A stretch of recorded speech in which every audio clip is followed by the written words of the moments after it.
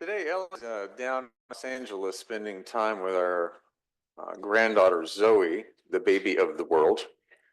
Uh, Zoe's now 16 months old, and please don't say anything about this to Ellen, but out of all the grandparents in Zoe's life, it is clear to me that I am her favorite.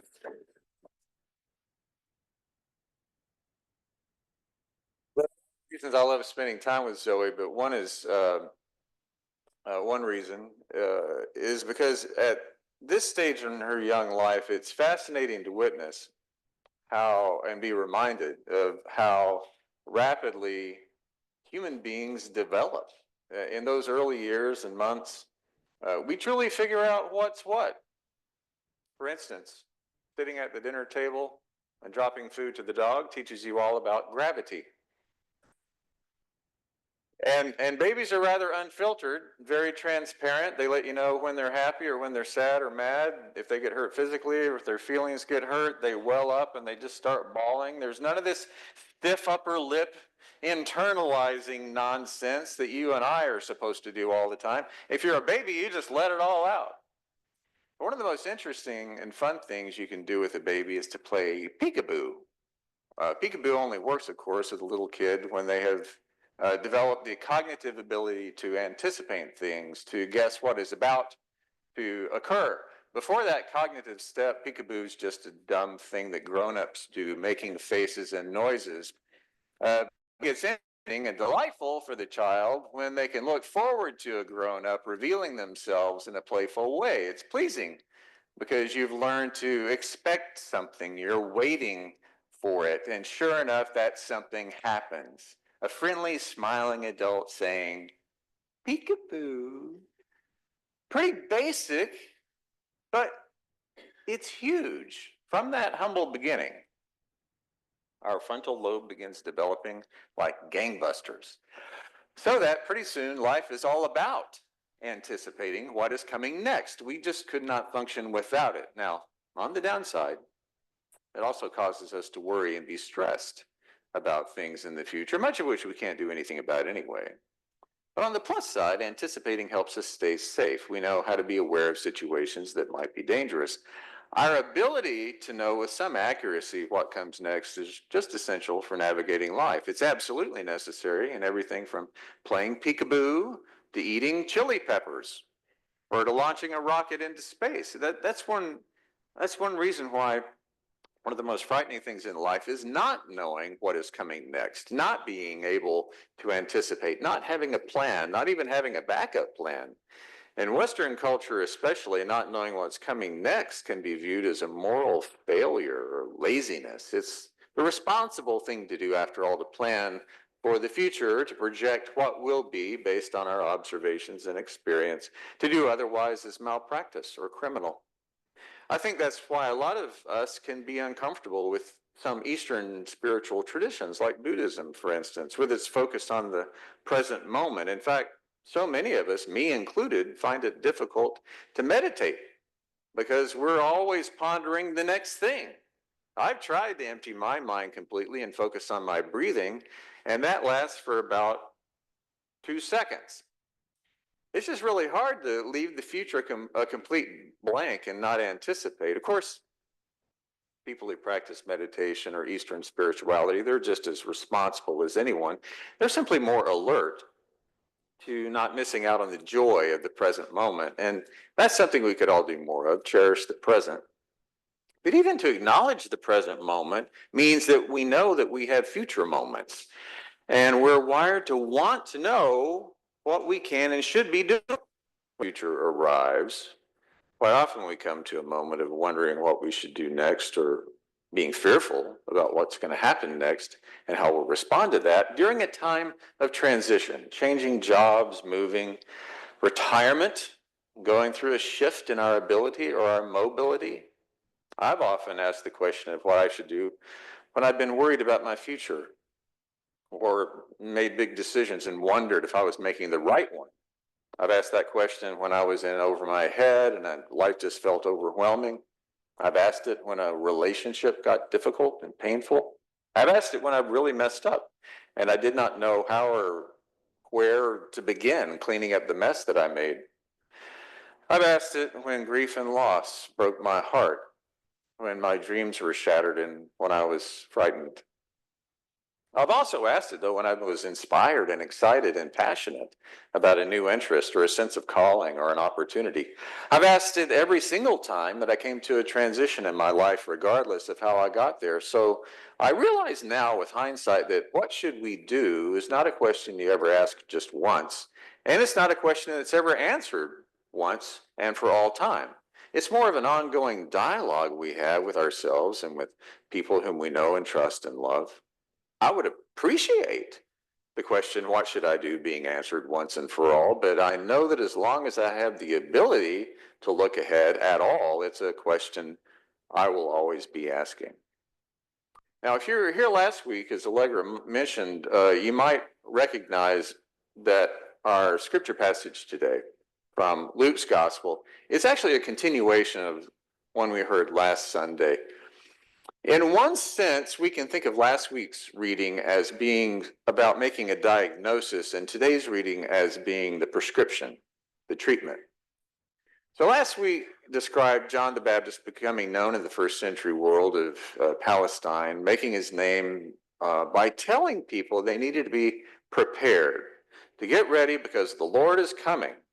Now, John performed baptisms and got his name, the Baptist, for people who heard his message and who understood that in order to prepare for this new day, they needed a new orientation to life, a brand new, fresh perspective.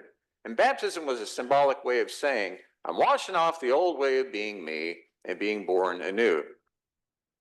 Then, though, in today's passage, those very same people, they want to know more. They want to know what's next. What to do with their lives now, given their devotion to Jewish laws and customs. Their problem, John tells them, is that as children of Abraham, as Jews who were living in the first century, they've always just expected that their loyalty to old laws and customs, that would bring meaning and purpose and stability and safety to their lives, but that's not worked out at all as they've anticipated, at least for that crowd. Life, as it was and ever shall be, really, life has proven indifferent to their obedience to laws and customs that are designed to provide their identity and belonging and security. Even with religious rules and traditions that are supposed to help you make sense of things, life is still uncertain. Life is still unfair. Life continues to have twists and turns, tragedies and inconsistencies that no one can anticipate. And that's not a critique of Judaism at all. There is no religion or philosophy that can protect you 100% from the unexpected things in life. It's just that it's evident that Judaism, as it was being practiced in first century Palestine, was not meeting the needs of a lot of people. Now, the religious leaders, the priests, and other members of the establishment, they were not seen by many people as being legitimate. That was one problem. If their role was to do justice, love mercy, and walk humbly with God, they were not perceived as making much of an effort in that direction. And when those religious leaders offered simplistic, legalistic answers to life's complex problems, and all the while people continued to suffer injustice and oppression, well, that led to crowds of people flocking to alternative spiritual leaders like John the Baptist. And to John, the question on their lips is, what should we do now? We're ready to turn our lives around to what God's doing in our midst, but how should we then behave? And these folks come from every walk of life. It's a laundry list of types of people, straight out of central casting, if you're making this into a movie. They're tax collectors, soldiers, people on the street, all with the same anxiety, the same question, the same yearning for order and security and assurance, the desire to anticipate and to have a say in some measure of control over what is coming next in their lives. Luke then tells us something rather important, that the people were filled with expectation and were asking questions in their hearts about John himself, wondering if he could be the one who would ease their suffering and their anxiety, to solve their existential questions and satisfy their material needs. They were wondering if John, in other words, was the Messiah. John dispels that notion quickly. He tells them he's only the messenger. The thing is, their wondering about John betrays their desire for a leader, a somebody else to hang all their hopes on, a Messiah to dispel their fears, to ease their discomfort. And I guess it's just human nature to want someone else to save us. In politics, we seem to do that about every 4 years or so. Oh, well. But what's interesting is how John describes the coming Messiah. Not exactly as a warm and fuzzy, reassuring presence you'd want to vote for, but as a Messiah who will challenge and change us. John's already told the crowds when they're baptized and then asked, what should we do? He's told them, if you have 2 coats, give one to the poor. Only take what you need, leave some for others. Don't extort or take advantage of people. It's fascinating. Out of all the things John could say to people wanting to know what to do next, after they've accepted that God is doing something new in their lives, and after they've committed to being prepared for this new thing, and when they say to him, okay, now what? John's response is basically, be really nice to other people. Be kind, be helpful, not abusive. If someone's cold, give them a coat. If someone's hungry, give them some food. Really? That's it? Yes. It's pretty simple. That's the answer to what we should do now, the eternal question that keeps us up at night. And the new Messiah that's coming, well, he'll be paying attention. But he's not going to be a Messiah in the way we expect. His kingdom of loving kindness will grow like the grain that's gathered after a harvest. And for those who don't want to be part of this new way of navigating the world and regarding our fellow humans, well, so be it. They can go on living lives if they want to, or they really think the final answer to what I should do next, the once and for all way to find happiness and security, is to acquire more material possessions and more power and more control over others. But for those who do want to join in a way of life that transcends material things and power and control, we understand that asking what we should do is a good thing. It's a basic thing that we ought to ask all the time. It means that we're not so sure of ourselves that we ever fall into the trap of thinking that we know it all, so that we stop learning and exploring and growing. So the question of what we should do is not something that's ever answered once and for all. What should we do is a question that opens up something within us. It's a reminder that life's always unfolding right in front of us. It's a step on the journey of uncovering and discovering or recovering ourselves. Now, I've come to realize that when I ask that question of myself, I'm not just looking for information. I'm seeking to find myself, to hone, to practice, to become the person that God created me to be. It's not just a question about what I should do, but who I am. So the question really is, who shall I be? Because who we are, that's not a reflection of our ideals or good intentions. Who we are is defined by what we actually say and what we actually do. And that's what's going on with the crowds who asked John, what should we do? And I think that's what's going on for many of us when we gather together here. We can come to church for different reasons, but one that I recognize is that most of us have a fairly good sense that we are all works in progress. Our question is, what's our work progressing toward? Who are we becoming? I mentioned my granddaughter Zoe earlier and where she is on her developmental journey. And it is so fascinating to witness that, but we're mistaken if we ever think that we're not all on a lifelong developmental journey. No matter our age and stage of life, we never just reach one point and stop cold. We may be somewhat beyond playing peekaboo, but we still have the desire to know what's going to happen next and what to do next, and how we'll respond to whatever next turns out to be, and how we will continue becoming the person that we are meant to be. So we're all works in progress. We are all in the process of becoming. And I think we gather here among friends and in the presence of God to affirm that we're never alone on this journey of becoming. As life progresses, we can sometimes have the feeling that we're losing part of who we are.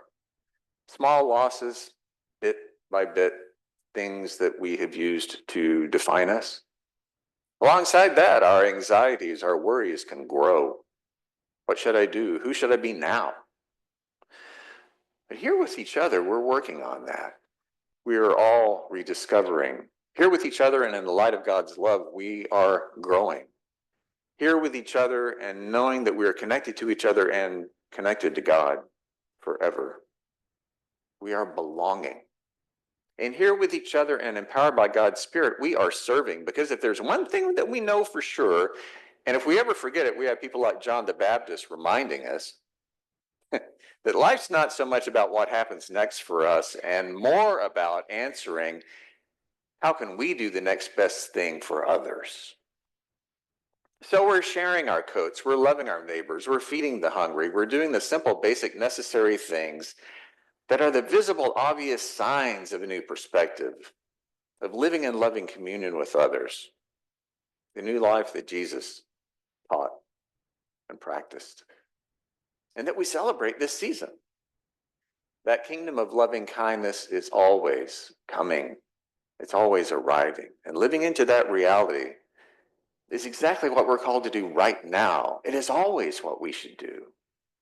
And becoming people who love the journey we're on, that is who we're called to become.